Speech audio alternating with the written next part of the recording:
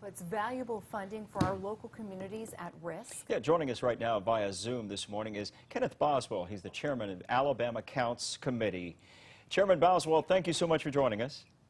Good morning, and it's great to be with you this morning. Good to have you along this morning as well. How much does the state actually stand to lose in funding if there's an undercount or a drop in census numbers?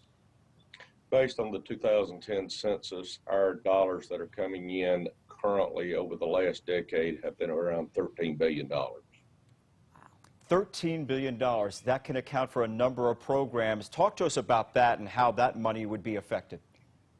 Well, that $13 billion impacts education, health care, as well as highway infrastructure, and that means a great deal to all of us citizens throughout the state of Alabama, especially when it comes to our children and our children's children. We want to make sure that they have the same opportunities as we as adults had over our last decade, and make sure that they have those opportunities in the next decade.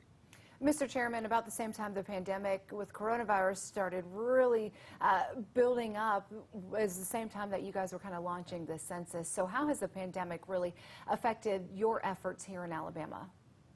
Well, it's actually caused us to look at things totally different than what we were going to do. We had outside events planned. We had road tours planned. We had in-person news videos and clips and radio station appearances planned. So we have actually rerouted or rethought through our process. We've used a lot of social media, a lot of texting, a lot of phone banking and things of that nature. We've still been able to focus a little bit on billboards and things of that, but we're having to actually rely on social media at this particular point in time heavily. I got to ask you this because, as you know, there are some counties, like one county up in our viewing area, Madison County, that's doing pretty well right now as far as answering the census. There are some other counties that are not doing so well as well. How do you account for that? Are you seeing any kind of trend and why some people are responding more than others? I do. I think it has to do with leadership at the local level. I think those local leadership personnel understand what census means to them from the standpoint of funding, not only from the federal level, but also at the state level. An example of that would be the highway tax that was passed last year. The census actually drives how the distribution of those dollars are distributed. Right now, those counties are being distributed, or that formula includes the distribution from 2010. Well, let's just use for an example, if they could get their numbers up or their participation numbers up in the 2020 census, then they could receive more dollars in the future. But I think it really boils down to nothing more than local leadership and knowing and understanding what the census truly means, not only to their city and county, but also to the individual citizens. Very simple to do. 10 questions, takes about 6 minutes to complete. The deadline has been pushed back and it's now October 31st, is that correct?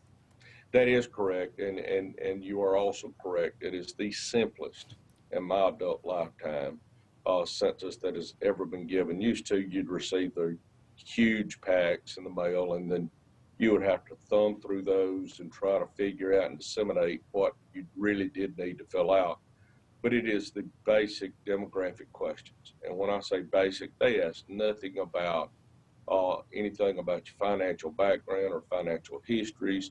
It's nothing more than name, age, sex, how many people living in your home, if your home is owned or rented. It's just basic demographic questions. And I would ask that the citizens really participate in this because of what it really means to them individually.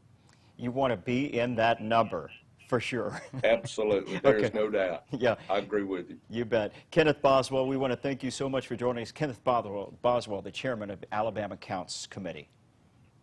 Thank you for having me.